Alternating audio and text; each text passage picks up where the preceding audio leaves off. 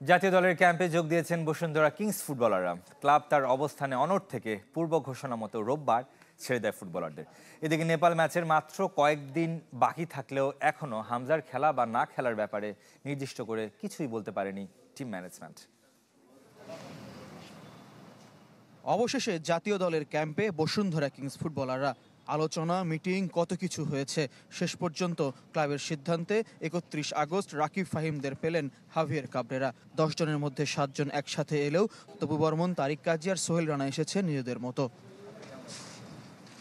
এতেই জাতীয় দলের ক্যাম্পে এখন 2 জোড়া সহোদর। সুজন হোসেন, পাপ্পু হোসেনরা ছিলেন, যোগ দিলেন সাদুদ্দিন ও তাজউদ্দিন। শনিবার কিংসের হয়ে পুলিশের বিপক্ষে প্রস্তুতি ম্যাচ খেলায় রোববার রিকভারি ডে ছিল তারিক, রাকিবদের। তবে আগে থেকে ক্যাম্পে থাকা 14 ফুটবলারকে নিয়ে এদিন হয়েছে জাতীয় দলের অনুশীলন। মঙ্গলবার থেকে মাঠে পূর্ণ স্কোয়াড পাচ্ছেন হেড কোচ। এতদিনের একটা কথাবার্তা, ট্রেনিং সেশন, কি হচ্ছে না হচ্ছে, যারা আছে তারাও কিন্তু একটা ট্রেনিংয়ের মধ্যে আছে, কিন্তু যেহেতু লিগ টিক চলছে না, তো সেই অবস্থা থেকে আমি মনে করি যে যেহেতু তারা জয়েন করেছে, আগামীকালকার থেকে আমাদের ফুল সেশন শুরু হবে। বুধবার কাঠমান্ডু রওনা দেবে বাংলাদেশ দল। আপাতত আর প্রস্তুতি ম্যাচ নেই। ম্যাচের 1 সপ্তাহের কম বাকি থাকলেও হামজাকে নিয়ে নতুন কোনো তথ্য নেই টিম ম্যানেজমেন্টের কাছে।